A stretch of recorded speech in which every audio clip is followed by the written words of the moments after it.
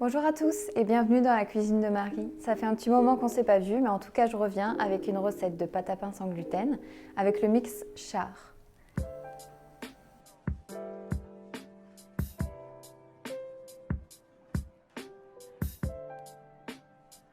Alors au niveau des ingrédients, c'est tout simple, c'est comme la pâte à pizza.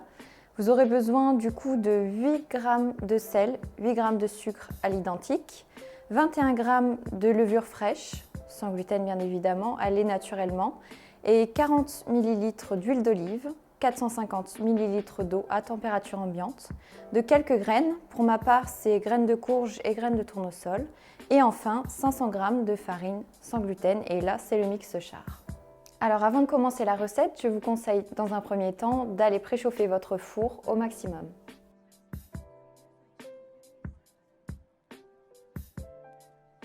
On va commencer à préparer la recette.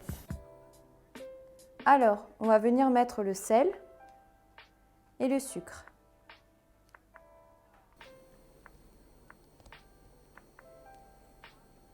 On mélange.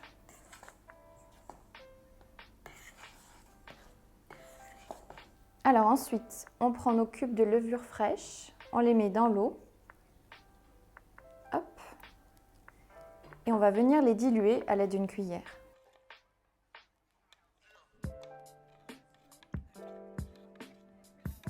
On ajoute ensuite les graines.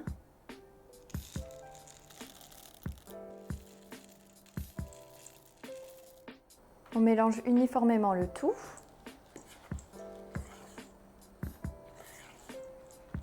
Avant-dernière étape, on rajoute l'eau et la levure. On va la rajouter en 2 fois.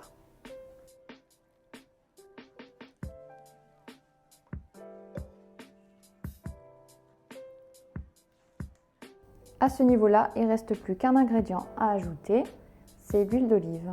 On peut la rajouter également en 2 fois. Donc voilà, après avoir mélangé, on obtient déjà une belle boule de pâte. On va maintenant venir la travailler sur le plan de travail avec un petit peu de farine pour pas que ça colle.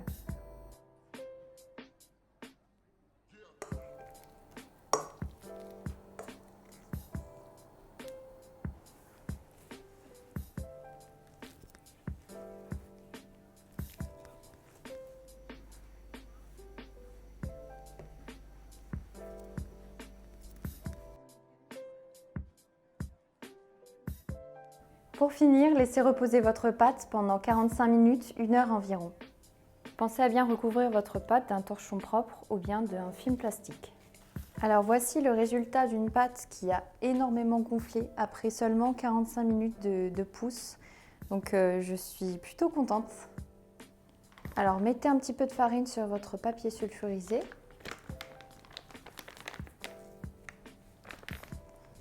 Étalez bien.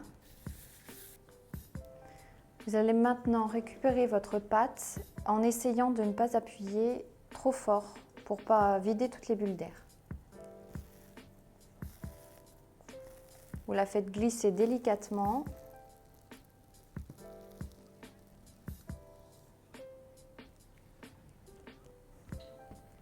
Alors, petite astuce, il faut badigeonner le pain d'un petit peu d'eau.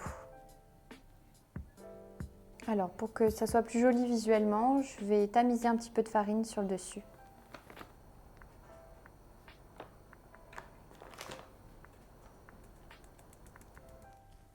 Alors, pour la dernière étape, je viens de prendre un petit couteau fin et de le strier. Donc, vous pouvez faire la forme que vous souhaitez, bien entendu.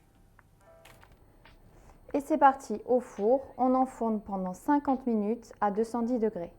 N'oubliez pas de placer un petit récipient d'eau au fond de votre four.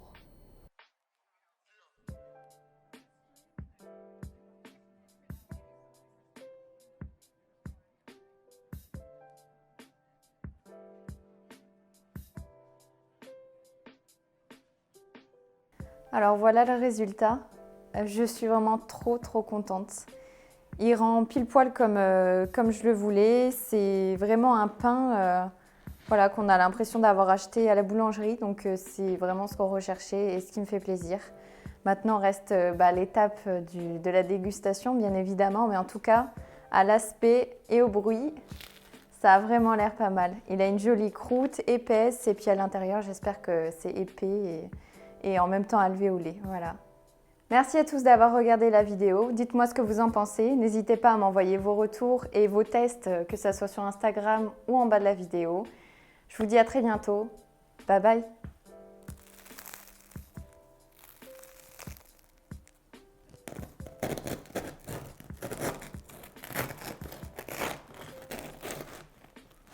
Waouh! Regardez-moi ça. Une jolie croûte, bien épaisse, bien croustillante. Et un intérieur moelleux, alvéolé, avec les petites graines. C'est magnifique.